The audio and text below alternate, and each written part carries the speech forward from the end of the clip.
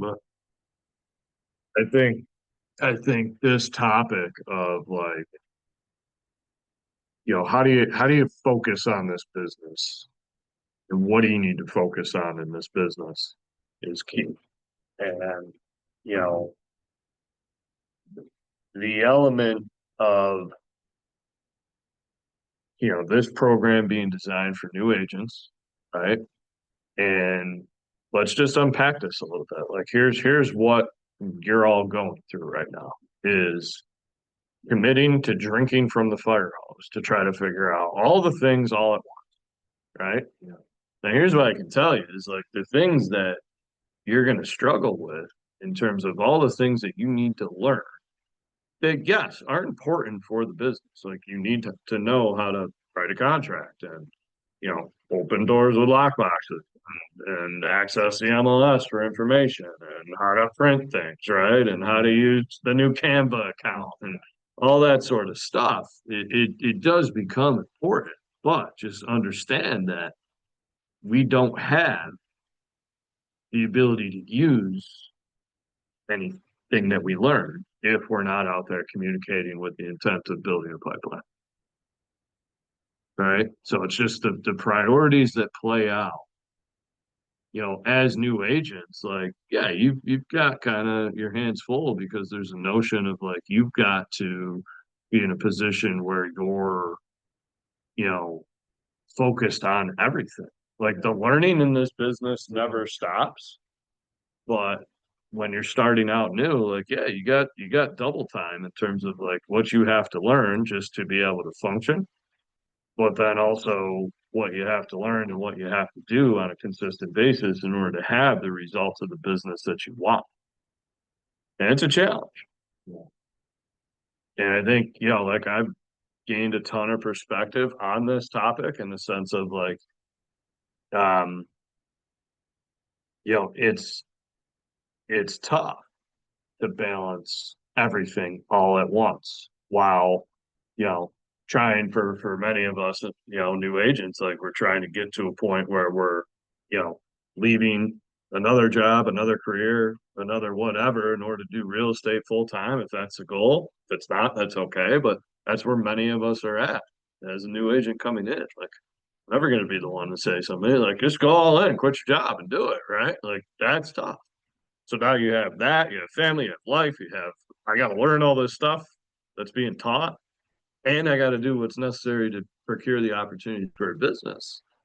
It's tough. Now here's the overall mindset that I want you to take on.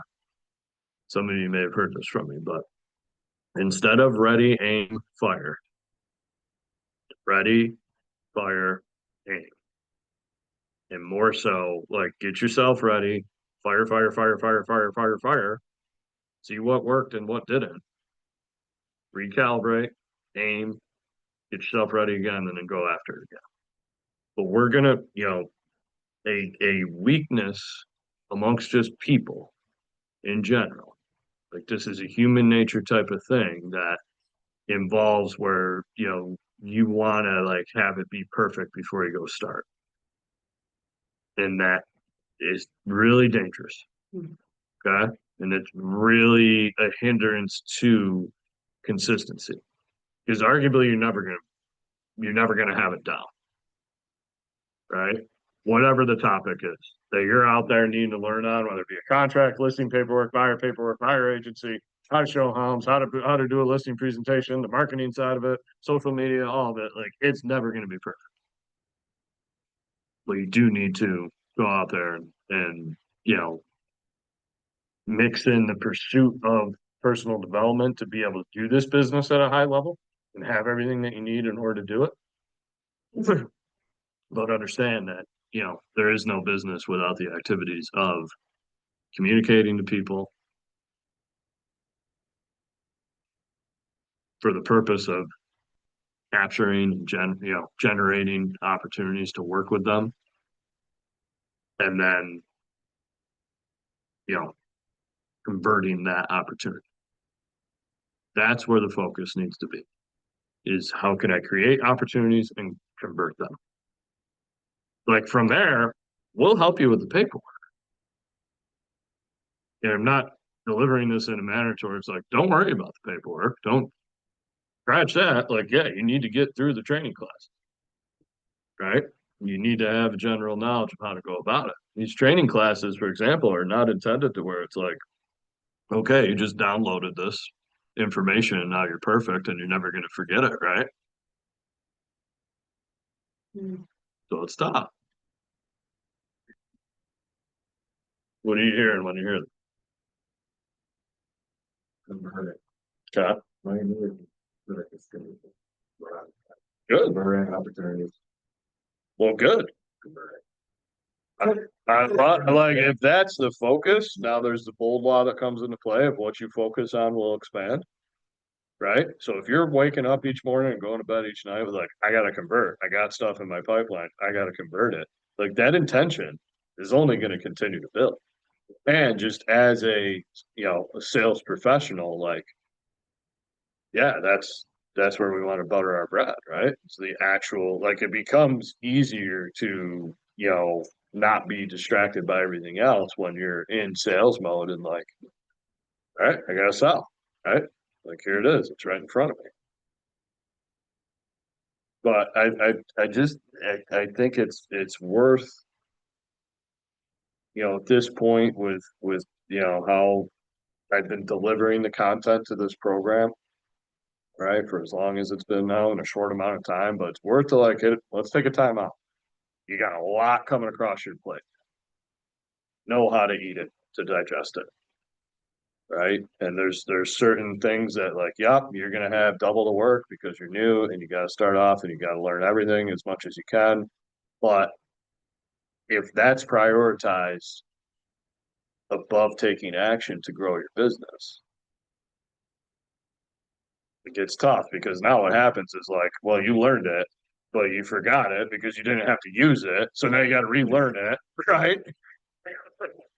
So what I'm saying is ultimately like,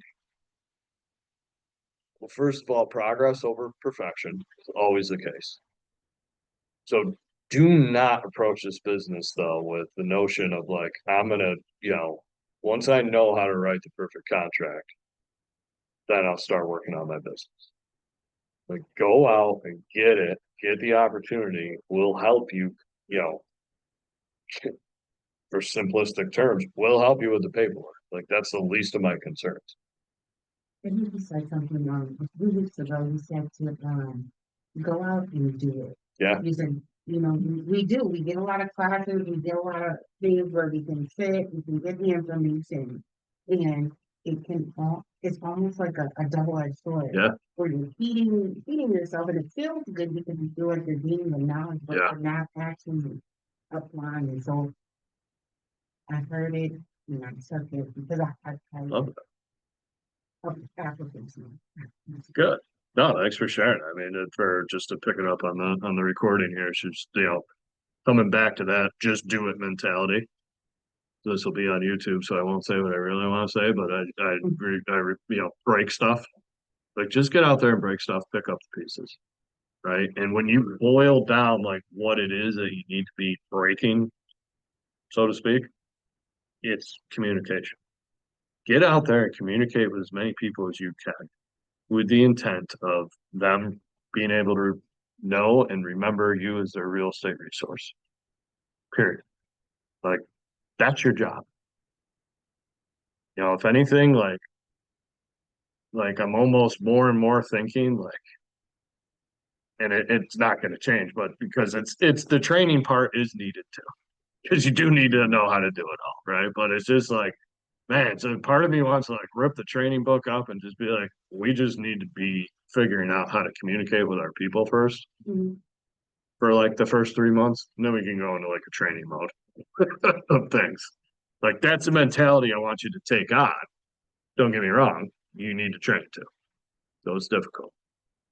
But I think in new agent world in general, like in the entire industry, I know the priority of focus tends to land more on like, the administrative, just how, the how to and how to understand it. And again, it's important. It's just not going to make you any money. You're not gonna make any, Which is a big deal. what do you mean? That it's not gonna make any money? Yeah. Yeah, now, now, it can lose you money. Right? Mhm. By not being where you need to be from that general like baseline training level, that can cost you. It's just not, excuse me, in the money making activity category of things. In money making activities, for an easy like replace lead generation with communication, right? And think of communication as direct, like two-way, how you can get into conversation with people. Yeah, last Friday, like the 9 meeting, Yeah. they talked about smart prospecting, which was real good because I needed like a structured person. So it made more sense structurally to me because he said it too. He said, don't just go in there and just not have a purpose when you're calling. I kind of was just going through the A and B, and he was like, it's gonna be the buyers that are your focus for the week. Yeah, Have Yep. your list of buyers that you're gonna call. Don't let it be 100. And I was doing that too. I was sending messages on the messenger, 75 people. But it wasn't smart. It wasn't building a relationship. It wasn't, Yeah. coming in this week and saying, okay, Monday will be my 10. Love it. It's gonna be my follow-up from my open houses, seeing if they need anybody, see if Love they it. need anything. Love The it. next day will be my, people that are already in my pipeline. Oh, see, how's it going with the lenders? How are you feeling? So third day would be going back to command, going, yeah. Love it. So maybe more, because I'm structured. Yeah. I needed to hear how it works. Yeah. And I've been getting more conversations with that. Well, Like that. Well, that's so keep in mind, and we got it on the board here, right? Everything operates in this flow: goals, plans, actions, results. What you just spoke to at the end there was the key piece of the results, right? Because if you're going about something a certain way and then you're getting the results, good. If you're going about something a certain way and you're not, like, it may not be catastrophic, but that should pique your interest to where it's like, all right, what's going on here? I'm trying things and it's not working. Right. So like that notion of like just blasting messages that don't have the meaning, don't have the purpose, there's not true value or intent there and not getting the responses. Listen to that. Trying something different and getting responses, listen to that, keep going with it. But I think, where I'll go with this topic, because it's in line with what I want to talk about today, is just, yeah, there's this notion of like, okay, communicate directly with people. I'm telling you to do, right? And don't get me wrong, especially brand new, like if you haven't reached your database yet, you can have uh, an easy touch, so to speak. Maybe it doesn't need to have a ton of value provided or offered. And it's just like, I'm in real estate. I'm just starting. I've got a great partnership with Keller Williams. They're helping me get everything I need in order to help my clients from here. I just want you to keep me in mind and think of me. And anytime you have a question or anytime you need anything around the house, certainly if you're looking to buy or sell at some point, would love to help you. But in the meantime, just consider me to be your resource. Like that can be your first touch in theory, could be the easy one that you take. From there, the challenge becomes like, all right, let's get off of just checking it, Mhm. right? And to replace that with I'm calling because and having, strategies and tactics that you're ready to do that with is where I want everybody to evolve to. But as a coach, okay, my job in a lot of ways becomes just getting you to take the first step. Okay. So like that, just checking in. Hey, I'm just getting going. I want to make sure I'm your person and not having, anything methodical beyond it. Fine. Just understand that 3 months later, let's bring some value. If you really want to do this the right way, this is from the MREA. This is from our guy, Gary Keller, right? We're not This isn't just crazy guy Jason Mancuso who has this position in the brokerage and this team that pulling all this stuff out of thin air. Like this is from the book. 4 times a year to have a personal connection. An attempt at personal communication, two-way conversation, whether it be in person, call, live somehow, or messaging. 4 times a year you're doing that. And then you have the marketing side of the business hitting your people up. It's dated at this point, but it was 36 touch program was from 2003 or somewhere around there is when the MREA was originally written. Yeah. At that point, it was you if you stay present with your people 36 times a year from a personal communication 4 times, 32-ish of just the marketing side, and whether it be emails, postcards, combination, that sort of stuff, a handwritten letter, pigeon carrier, whatever, right? Like that'll do the trick. Does that 36 touches change with social media? I mean, like, there's something like, Yeah, no, it's a great question. Can social media touches count towards the 36? The way I would think of the 36 is, so these are like the direct attempts, whether it be to get into direct communication with them or, to land in their mailbox or their inbox directly. Now, social media can count in the sense of DMs, things of that nature. And, in a way, it all kind of, is similar in that, like, you may hear what I'm about to say and say, like, wow, I send plenty of emails that don't get read. So what's different than posts that don't get read? The difference is just the direction, right? So there's also, and this is why the plans get updated, right? Because that book, whenever it was written in early 2000s, social media didn't exist. Certainly does now, and it certainly has to be a piece of our business. So it's a way to get yourself out there to your people and the public to show that you're active, to show anytime you can provide value on social media too, game on. But, and this is where it gets subjective a little bit, but I'm pretty firm on this. I really, really feel strongly that the social media game should not be, well, just your business. Like what you put on social media should not just be business. Like I think you do more harm than good when you're just only posting business posts, real estate posts. Yeah. You're not a real person. It's like being a robot. Like, If you're doing unique business content that stops the scroll, then take that with you. Like stop the scroll. Like anything you do social media wise, like have it fit into kind of 2 categories of logic or intent.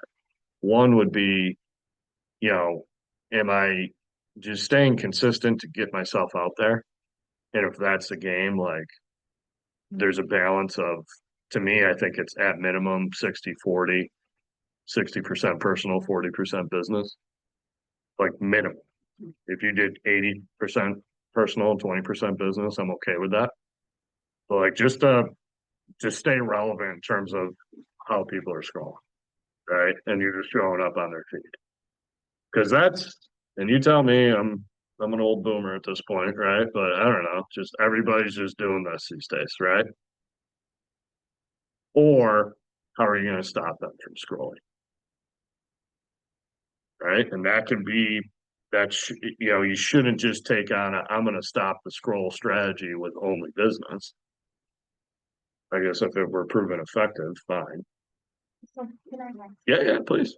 So like in a lot of the Facebook groups, a lot of people say that once they started advertising on like Facebook, in the Facebook ads, Mhm. that helps them grow their business by like a lot substantially.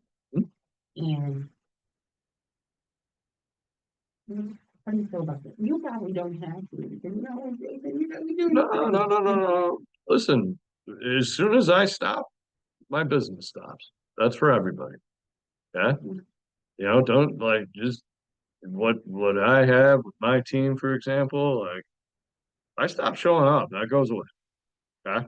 Understand that. Like you could be an agent at any level of success. You take your pedal, you take the foot off, the pedal to the metal. Things are gonna get ugly. Okay.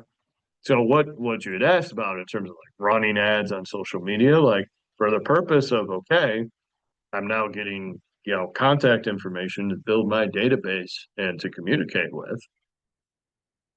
Sure, game on. If you run all these ads and get all this contact information that you don't communicate with effectively, doesn't really matter, right? Now there just becomes like the hierarchy of how to like target within your business. And the ratios for conversion will always be higher with people you know versus people you don't know. Okay. So that's where it's like now, if you were new to the area and like I'm telling you, yeah, you gotta get out and meet people, and this is a way to do it. If you don't have the database, if you don't have the high school yearbook from a local high school that you grew up in, that sort of network to fall back on, then yeah, you got to kind of try everything to meet people with cases of from the market that I work in for my real estate business. Like start with the core of people and they know you, and then there's those are your Mets. There's a core within there of like family and friends, like wedding list that I refer to it as.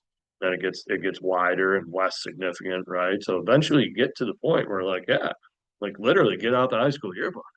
Go beyond that, like find a kindergarten class photo. Like who didn't you graduate with that, you remember from kindergarten type of thing, and maybe for example, memory wise, but like go deep, like all the past jobs, all the past walks of life, anybody that knew you, them. Your responsibility becomes to be connected with them or attempt to for your business years for the purpose that they remember you when it comes time for them to do something in real estate.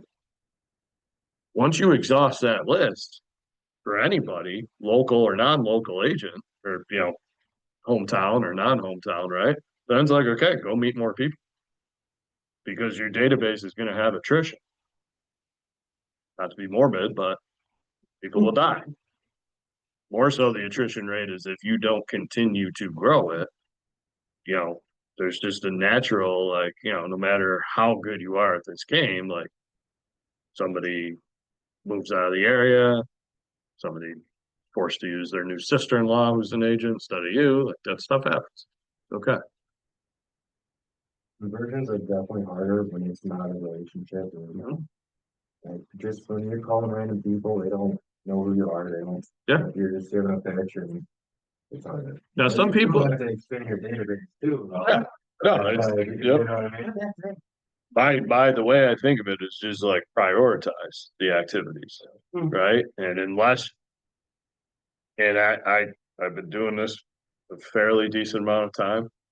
I've yet to come into have a coaching partnership with somebody, with an agent, where it's like, no, you actually have turned over every stone in your life and found every single person. Because I get in any conversation around the database growing, right? And like objections that I'll get, and they'll be like, oh, I got 483 people in my database. They'll be like, pull up your phone. They're like 785 contacts still. Okay, there's not 300 real estate agents in there. I'm willing to bet. Pull up your social media. We have 1,200 social media friends. We got a gap. There's not 700 real estate agent contacts in your friends list on social media. Close that gap. Now, yeah, host open houses, run paid ads while you're, as well. Like there can be additional elements of the plan to feed that database growth, but it starts with the core. It starts with the people you already know. Because the science of how conversions work is just there. You're going to convert higher. Some people will say like it's easier to work with people you don't know, and that can definitely be true. That's me. Sometimes it helps to Mhm. me. No, yeah, for sure. I had to sell my parents' house last year. It was a freaking nightmare.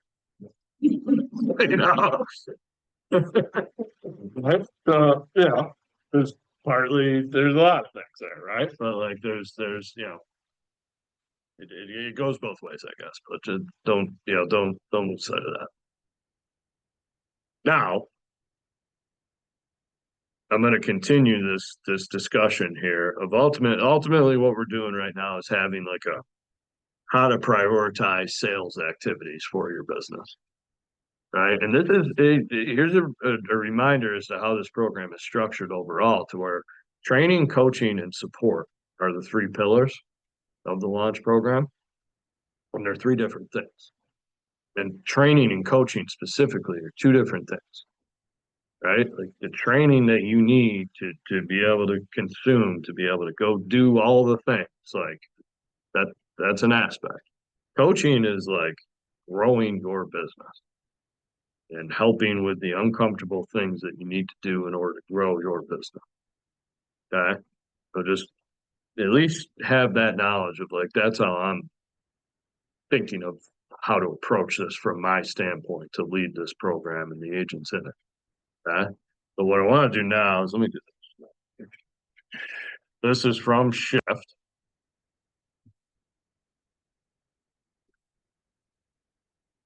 Let's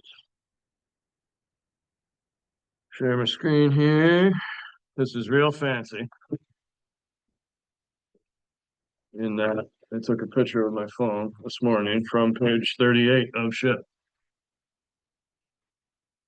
6 core competencies of a business. What do you think I'm going to be focused on from this list? One, And what else?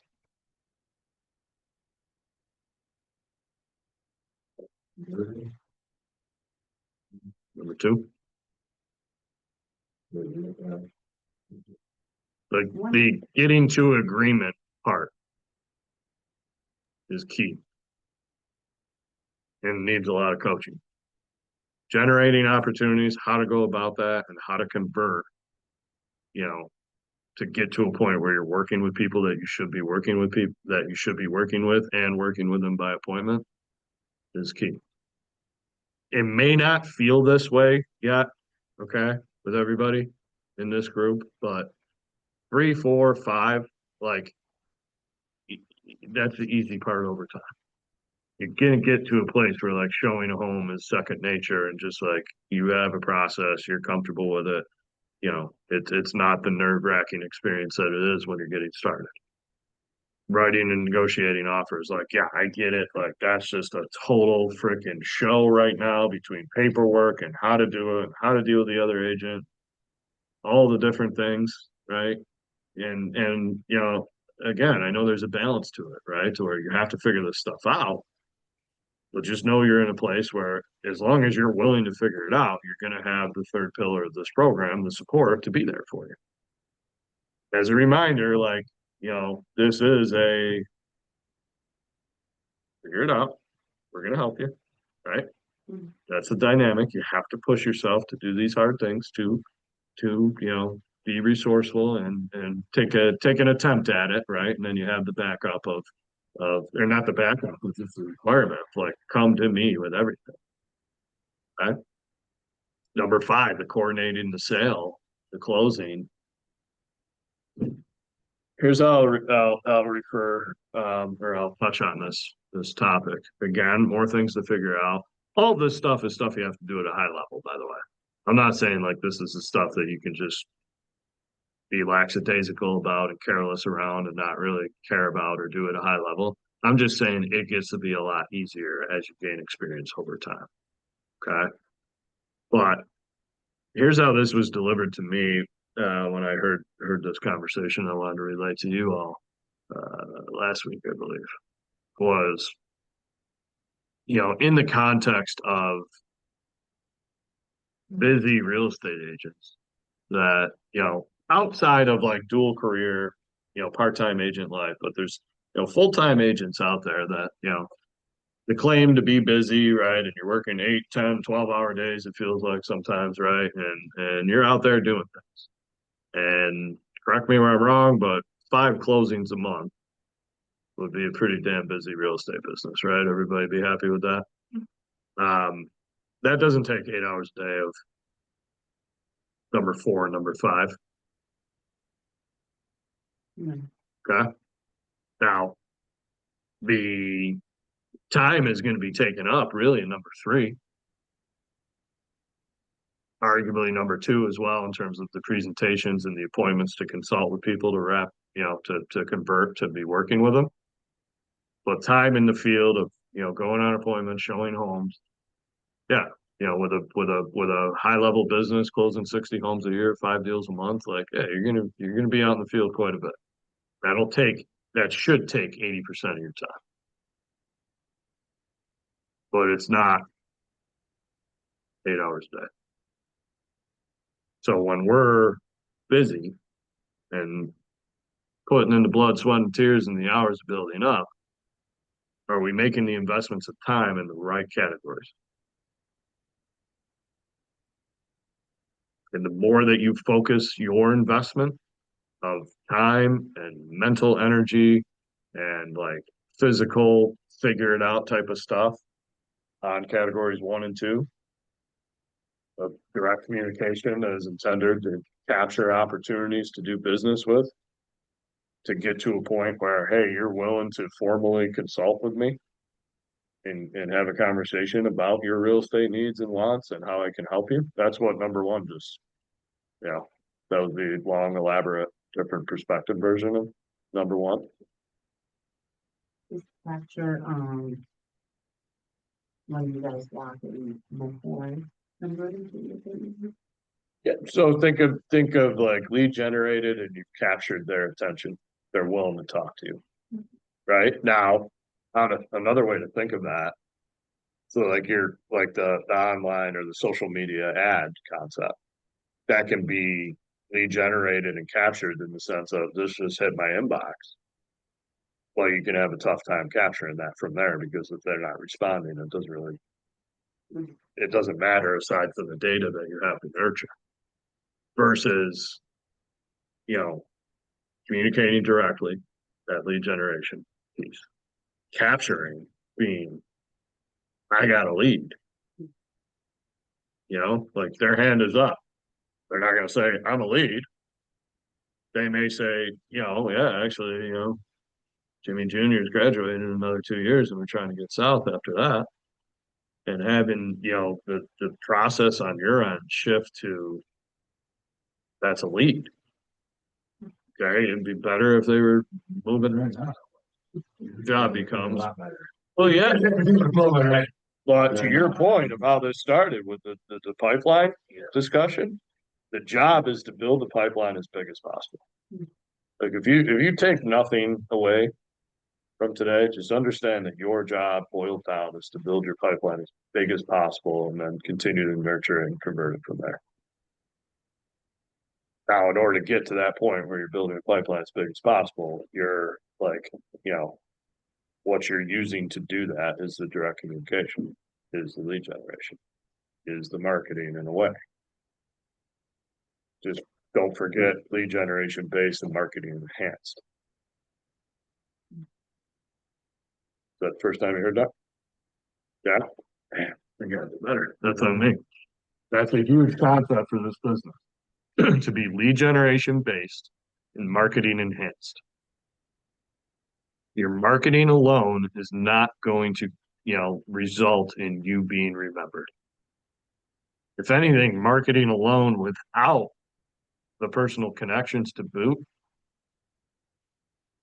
for some people may turn you up to them. Yeah, the guy's got me on his mailing list, but never called me once. Yeah, it'd be better if you called them and he never saw you on social media. Call him consistently anyway. Yeah. Yeah. How do you know if it's nurturing well?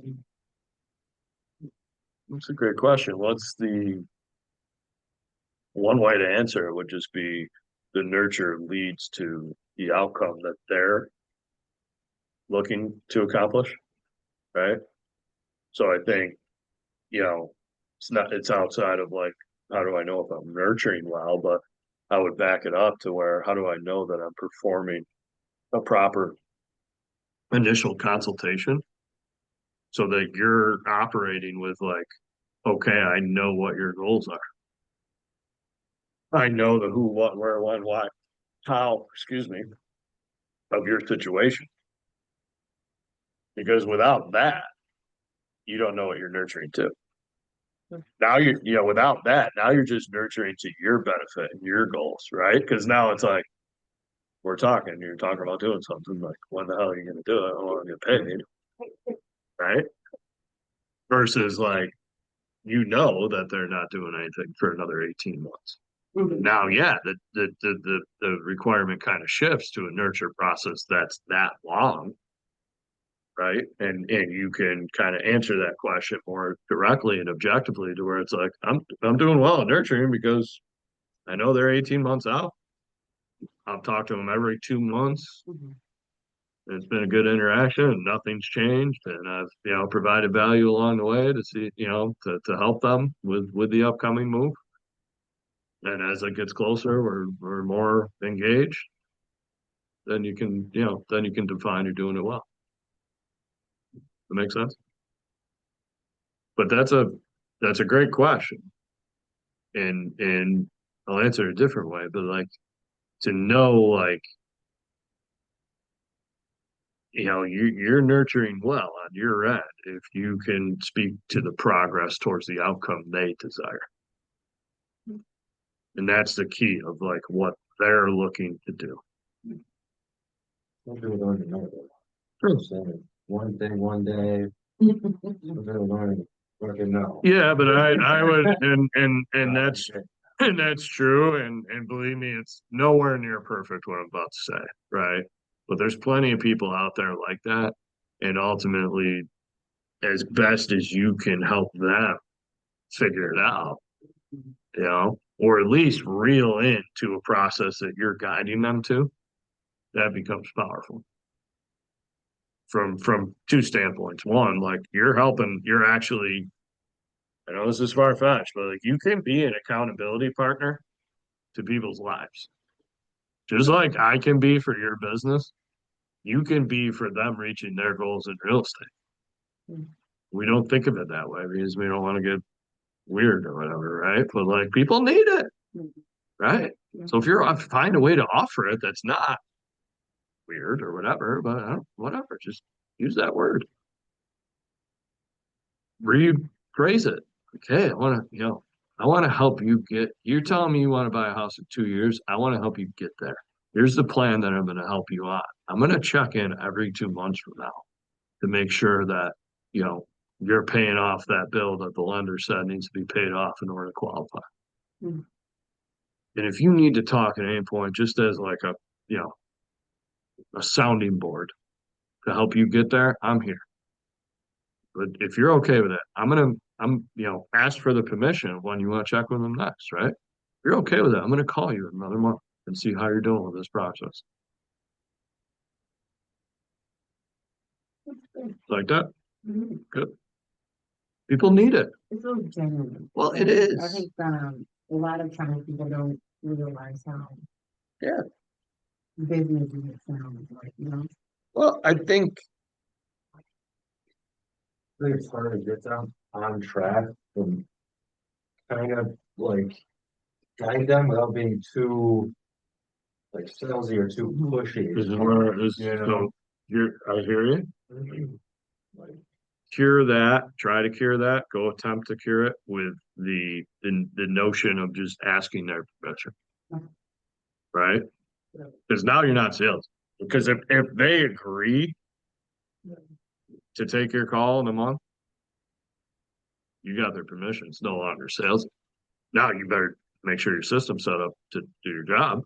Call them in a month, otherwise you're potentially SOL. You don't, right? If you say you're going to do something and you don't, that's a pretty clear indicator that I shouldn't be working with you as a professional. Is what the consumer should be thinking. Okay?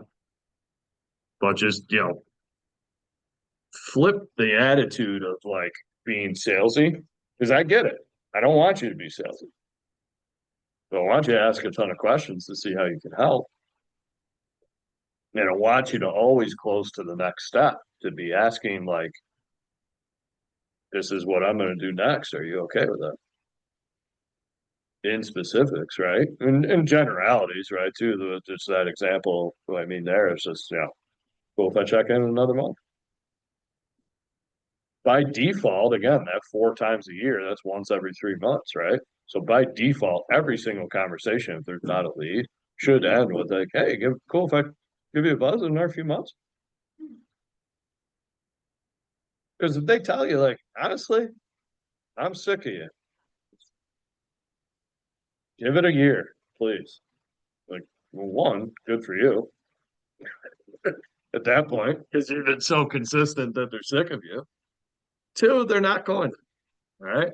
Now here's you're really gonna think I'm off my rocker with what I'm about to say now, but like let's think about society as a whole right now. And let's think about communication and how it plays out in society as a whole right now. And people aren't communicating directly anymore, right? Even the most direct communication occurs via text most of the time.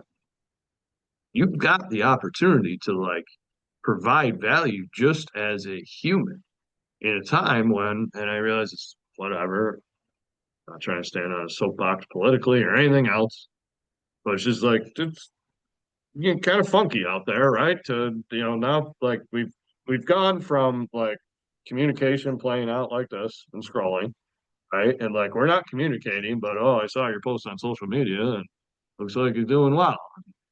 Beautiful family. Oh, cool, right? It's like you feel like you just communicated with somebody, but you really didn't. But like, okay, box check, they're still in my life. Combine that with, you guys remember what the number one use of AI is at this point for consumers? Companionship. Companionship and therapy. What consumers use AI for the most? 1 and 2, or 1 and 1A. That's how people are communicating. That's how they're replacing human interaction with, and I'm not trying to like get all weird about it, right? But it's just like, it's to say like, this is happening. I didn't make that up. I hope the person I heard it from didn't make it up either, but it makes sense. So when you're the like warm, friendly voice on the other line, now when you're taking it to the next level of like being that at baseline communication, but now attempting to offer value, it's a cheat code. Cheat code for your business. And nobody else is going to do it, guys. You can have a direct correlation to how well you do in this business, to how well you communicate. And how consistent and well equals consistently plus effectively. So at minimum, like if you're just out there communicating as a friend, as a community member, as somebody that's just checking in, like I applaud it, game on. If I can't get you going further than that, you can prove the results for your goals. Awesome. And that's to say, like I'd be willing to bet you can at a big database and a high level of consistency with communication. I'll bet on that.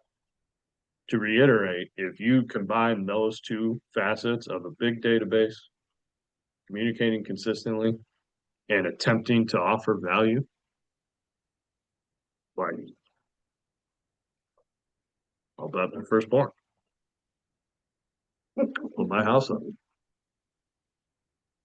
So long as your goals are within reason and not, I mean, whatever, this is limiting to say that you can't have big goals, right? But like, I will bet that if you follow that plan and execute on it, that you will reach your goal.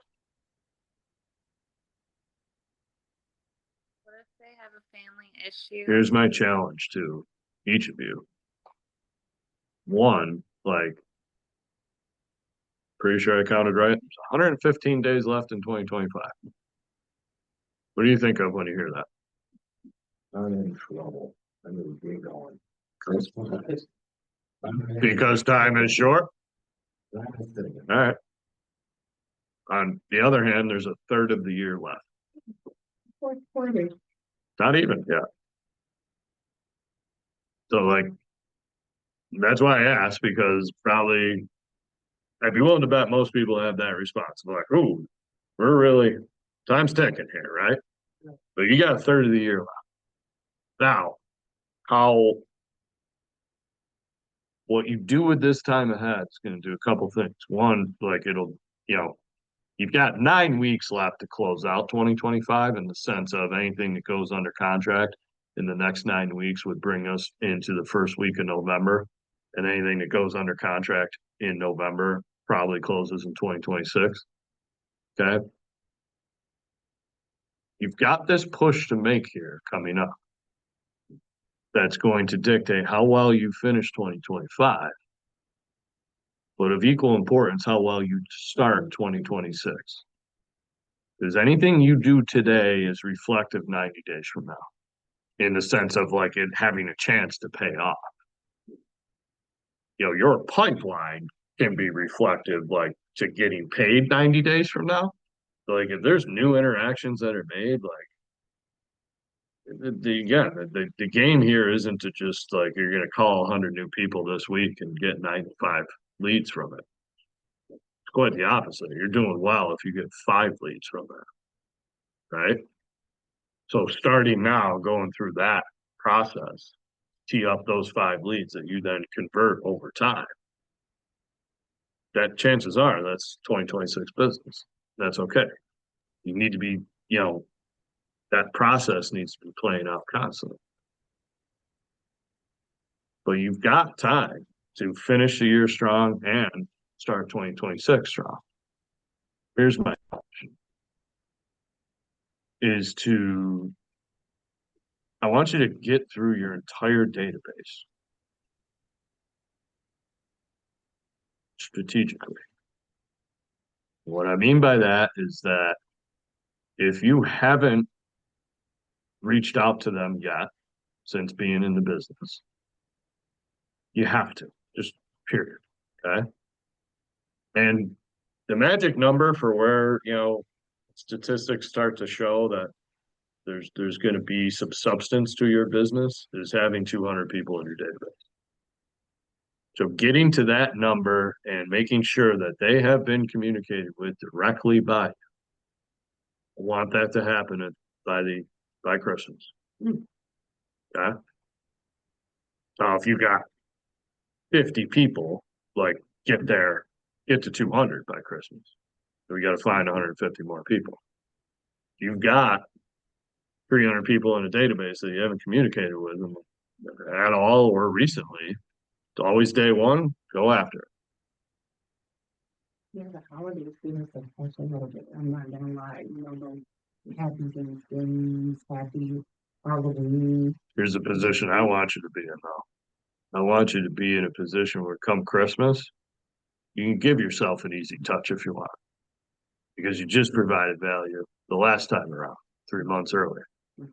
Right? And to be in a position where like you can just, you know, you're coming off an attempt at value. Now you can kind of like experiment, right? To where it's like, okay, I just tried this not too long ago. It's Christmas now. Don't get me wrong. Ideally, like you just come up with the next strategy on top of Happy Holidays or Merry Christmas, right? But like, you get what I'm saying? Like, I would, you know, yeah, Christmas holidays allow for easier introductions to be made is a way that I would have you think of that. It's a great point. It's just, you know, framework of any conversation is you start by exchanging pleasantries, I call it, right? Happy holidays, Merry Christmas, Happy Thanksgiving, Happy Halloween, all of it. Like that's what, you know, you're exchanging pleasantries, right?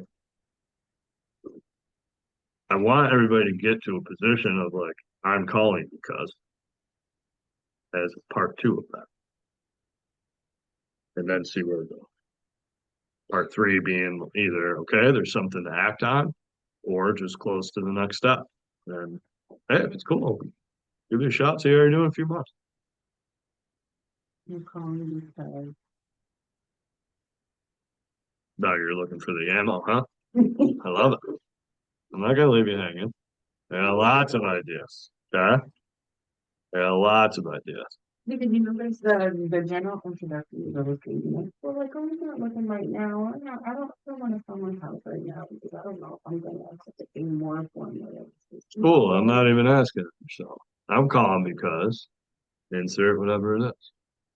Okay, now here's some ideas. Now, it's worth noting, I may have touched on it already in this call, but keep in mind, I told you you're drinking from a fire hose. It's my job to make sure that thing is open at full blast with as many ideas as I can come up with to have it. I'm going to go on a rant. Hopefully something sticks for you and something sticks for you, vice versa on everybody else, right? And not to just be singular to where it's like, here's the only option, go do it, right? So like understand that my responsibility is to provide as many different ideas for you to implement. But it's our job together. It's your job to make sure that the focus is on one thing at a time. Okay? And to just take what you're learning and to develop a strategy that you can then practice and rehearse and create for yourself to bring into this type of setting, right? So here's some of those ideas for I'm calling because. One of them would be target business owners. Okay? Find out any business owner in your database or anybody that you feel has a job that you could support potentially. Mhm. Call them and ask them how their business is, who their ideal clientele is, who their ideal customer base is, what you can do to support that, how you can work together. So like contractors. Mhm. or-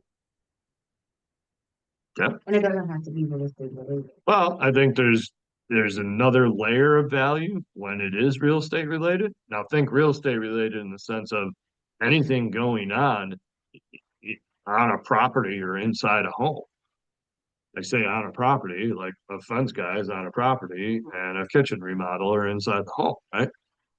But also just like if somebody works at Home Depot, like they get a discount, right? Or if somebody sells home audio equipment, it's probably for example these days, but you know what I mean?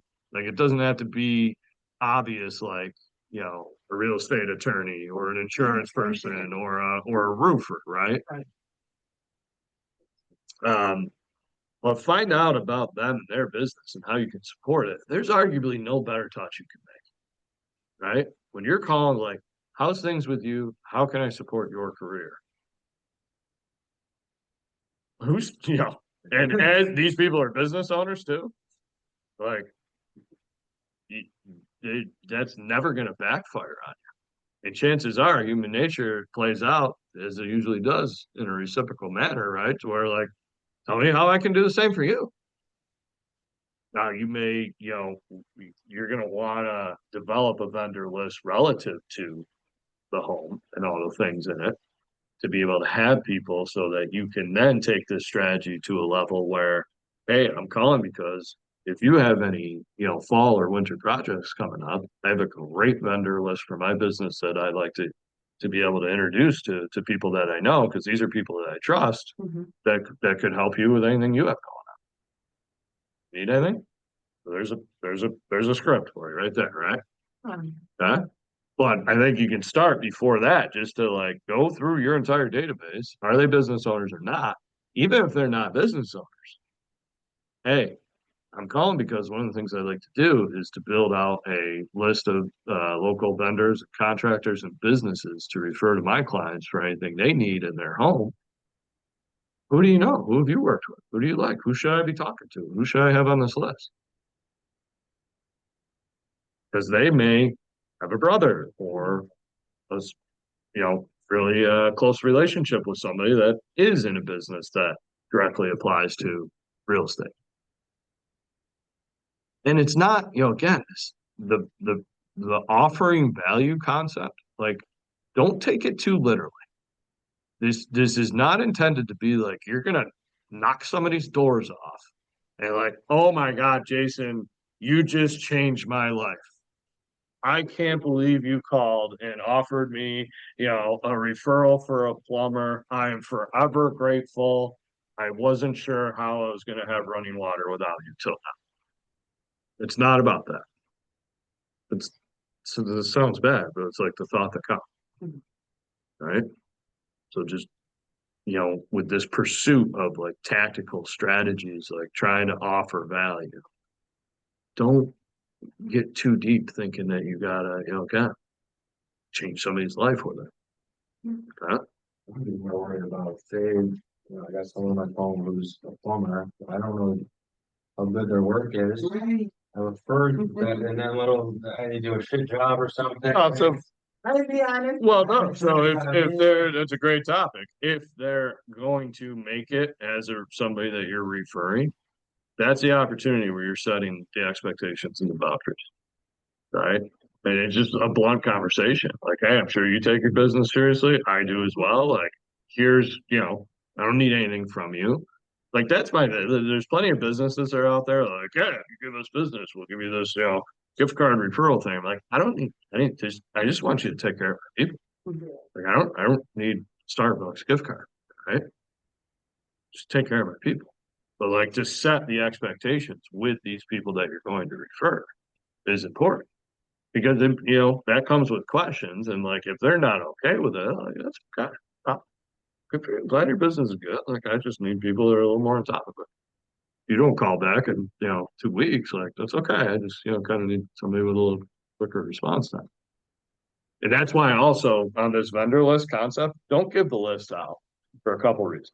Like, if you take the time to build something out, one, don't give it out because now they don't have a reason to call you. They have what they need. More importantly, two, like, the people that are on that list today, somebody goes to use it 3 years from now because they somehow remembered that you gave it to them, or if it's just like a on rotation thing in your marketing or your communication, well, that list changes most likely based on how the people on that list perform. So, more so take it as like that strategy to where it's like, you need anything at all, you come to me first and foremost, and I'll find the hot hand for you. But I always maintain this. So like 4 times a year, right? Is what we need to be doing personal connection wise. In theory, you only need 4 strategies a year. It wouldn't be a problem if you just rotate a strategy year in and year out. And it's like, it gets to a point where quarter 1, they know you're calling because you've been doing it 5 years. Like, yeah, I know you're asking for, business referrals and people I know. And, it's funny. I just started working with a new plumber. Here's his number. Right. In quarter 2, you roll around and like, yeah, I know you're calling to ask me if I want to have a neighborhood sales history pulled to send to me. Yeah. Like, that's okay. That's another tactic. I want you to I want you to be aware of jargon in our industry, and I want you to replace CMA with neighborhood sales reviews. The CMA is only really relevant if you're selling. We need to analyze the market and compare it to what it could, to other homes that have sold to apply to what your home will sell for in today's market right now. And really, like, that applies, like, we should only be talking about the value of what your home is going to sell for if you're selling right now. If you're selling 3 weeks from now, we got to talk about it right then. Now, don't skirt around this in an inappropriate manner, right? Like, just apply the proper wording to where, okay, if we were listing right now, here's the strategies that I would recommend. But also this point of getting off the words or the notion CMAs. I don't want you, and this came from Denny, right? If you're on that call the other day or watch the video, but don't leave your fingerprint, don't leave your DNA on the pricing. Don't imply anything that's like, because you don't know, you don't got the crystal ball. Your job is to position the property the right way, right? Here's the strategies that I would recommend, knowing the market, looking at the comparables, looking at the neighborhood sales. I'm giving them a range, not a specific number, but from the market and from what's sold in the last year and what's honest is maybe the range of where your house falls. It's fine. It's and with that, where there's a listing, like, don't get me wrong, like, yeah, you have to get direct. Not saying like take some weird like avoidance approach, right? When somebody's trying to figure out what strategy to use to sell their home. But especially when there's not, a seller there, you don't need to talk about what it's going to sell for. They're just looking for value. Mm. So when you're showing up on a Monday in September, and hey, one of the things I like to do with my clients is one of the things I like to do with everybody I know is to be able to take a look at the neighborhood that you live in and, pull any of the relevant past listings and sales from last year. I can, just send you a link so that you can know everything that sold, what it looked like, what it sold for, just so you have that information. Is that something you'd be interested in? The first time around, you don't necessarily need to position it as like an annual review. But the second time around, you can, and you could on the first too. But hey, time for your annual review. You looking to get the same update I sent last year for what's been listed and sold in your neighborhood? So there's another I'm calling because. Third one, get an insurance rep. I have one teed up for you at Elmwood. Have an insurance rep that is willing to look at current policies to see if there's an opportunity to provide any savings from what they're currently paying and to make sure that they're properly covered. Well, hey, I'm calling because you have a minute. One of the things I like to do is to connect the people that I know with a great insurance partner that I have. And, this guy is really great because he will take a look at your current policy and see if he can save you any money. But what's been interesting for a lot of people is, more importantly, find out that you're properly covered. I'm sure you've heard all these insurance stories in the news, and they really worked with this partnership to make sure that as many people as I know, don't get themselves into a mess as a result of not having the proper insurance. I've said this a bunch recently, so you've probably heard it, but like, understand perspective on insurance. Not everybody is in a mode where it's just like, let me get the cheapest possible policy possible. Also understand if that's the route, like just for you personally, life advice here, sorry, but like if you're going that, just give me the cheapest insurance possible. Like if you need to use it, you're probably going to be in a tough spot. Right. So like, need more wise in my older years. And I realized recently, like my kids, we want them around the house. I'd rather have my kids playing in my house, my yard, than 2 streets over and not knowing where they are. Right. So it's like, bring them out. Just, you guys can hang here and bring your friends, whatever. So at any given point, there's like 10 kids running around my yard. And I realize I'm like, somebody's going to get hurt and I'm going to get sued. So I called the insurance provider. I'm like, here's the story. Like, take a look at my policies. Protect me. Insure me properly. Right. Understand that perspective exists out there. And it's not just like, I got to have insurance so I have my car, so I have my house. Cheapest freaking rate that you can.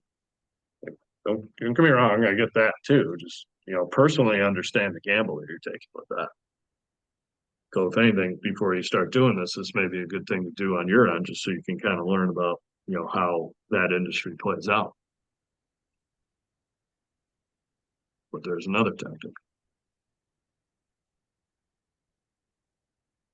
You may have set up when you have that list of vendors. Now you're, hey, like maybe you strike a coupon type of deal with a leaf cleanup guy, right? You're blasting that around, not blasting or calling, but like, hey, do you need leaves done in your house? I've got a great contractor referral that's willing to offer at this rate. Mhm. No, I already cleaned them up, or no, we got a guy. Like, it's okay. Don't be offended. It's thought that counts type of value. Don't overthink it. Damn, I went over. Appreciate y'all. Anybody got anything? Zoom land?